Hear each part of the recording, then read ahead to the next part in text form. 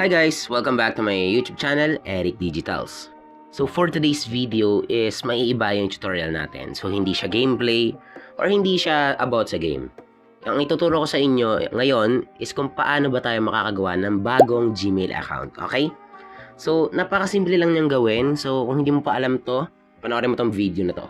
So okay, so first step, punta kayo sa Gmail. Ito. Punta kayo dyan. Okay, so pagkapunta nyo dyan, click nyo yung account nyo. Then click nyo yung add another account, okay? Then click nyo yung Google. Then wait nyo lang. So pag may password yung phone nyo, lagay nyo lang. Pag wala naman, edi tuloy nyo lang. Ganun lang, simple lang. So dito kayo mapupunta. So hindi nyo i-click to, okay? Ang gagawin nyo, create account. Tapos piliin nyo yung personal use or para sa business. So, i-click natin personal use. Tapos, ilagay nyo yung first name and last name nyo. So, sabi dito, optional lang naman daw yung last name. So, lagay natin kunyari. So, lagay natin dito, example. Tapos dito, channel. Okay, tapos next. Tapos birthday. So, lagay natin yung birthday natin. March 25, 2006. Tapos gender, male. Okay? So, ilagay nyo lang yung info nyo dyan about sa birthday and yung gender nyo. Then, click next. Then, eto. Dito na kayo mapupunta. So, ang gagawin nyo dito guys is gagawa kayo ng Gmail nyo. Okay? So, ang maganda dyang lagay nyo, yung nilagay natin kanina. Yung name natin, yung first name and yung last name. So, lagay natin. Example, channel. Tapos, lagay tayo ng number.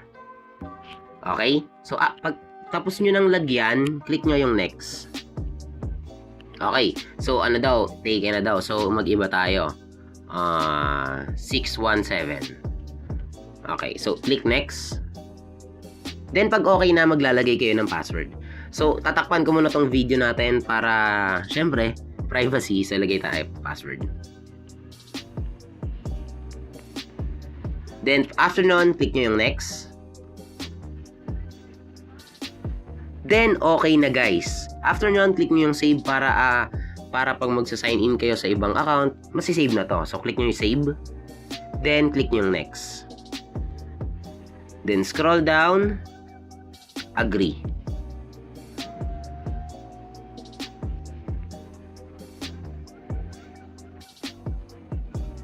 Then, mag-wait lang kayo dito. Okay na. Meron na kayong bagong Gmail account. So, i-check natin dito sa logo natin or sa account natin. Tapos, hanapin natin yung example channel. O, ito. Na-create na. So, try natin tingnan. Boom! Na-create na, guys. Ayan o, na-create na.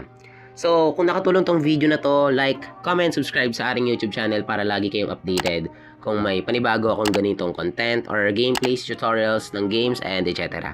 So, ayun. Kita-kits sa next video, guys. Thank you sa panonood.